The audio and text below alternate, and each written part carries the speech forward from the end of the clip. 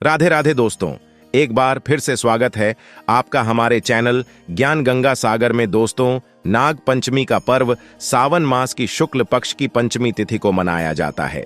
इसके पीछे कुछ प्रचलित कथाएं हैं। नाग पंचमी का पर्व प्रत्येक वर्ष सावन मास की शुक्ल पक्ष की पंचमी तिथि को मनाया जाता है। इन दिन नागों की विशेष रूप से पूजा की जाती है और भोले बाबा का आशीर्वाद प्राप्त किया जाता है। नाग पंचमी के दिन नागों को दूध चढ़ाया जाता है, लेकिन बहुत सा लोगों के मन में प्रश्न आता है कि आखिर नाग पंचमी के दिन सांपों को दूध क्यों चढ़ाया जाता है। इसी क्रम में जानते हैं कि नाग पंचमी का क्या पौराणिक महत्व है। नाग पंचमी की कथा बहुत ही पुरानी है और युगों से नाग पंचमी का पर्व मनाया जा रहा है।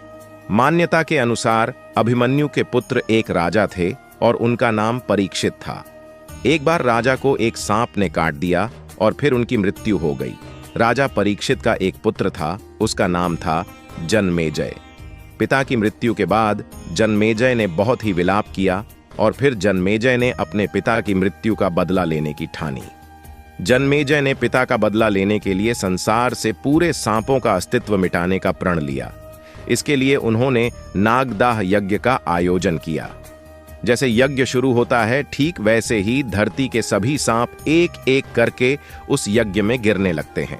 नागों के अस्तित्व को खतरे में देख नागों के राजा तक्षक इंद्रदेव के पास जाकर छुप जाते हैं। नागों को बचाने के लिए राजा तक्षक आस्तिक मुनि के पास गए। आस्तिक मुनि सांपों की प्रताड़ना को देखते हुए इसका समाधान निकाला और वह फिर जन्मेजय राजा के समक्ष पहुंचते हैं। मुनि जन्मेजय राजा से कहते हैं कि यदि इस संसार से सांपों का अंत हो जाएगा तो प्रकृति का संतुलन ही बिगड़ जाएगा, फिर आप हम सब इस संसार से खत्म हो जाएंगे। मुनि राजा को ऐसी ही अन्य बातों के द्वारा समझाते हैं और अंत में जन्मेजय राजा उनकी बातों में हामी भरते हैं।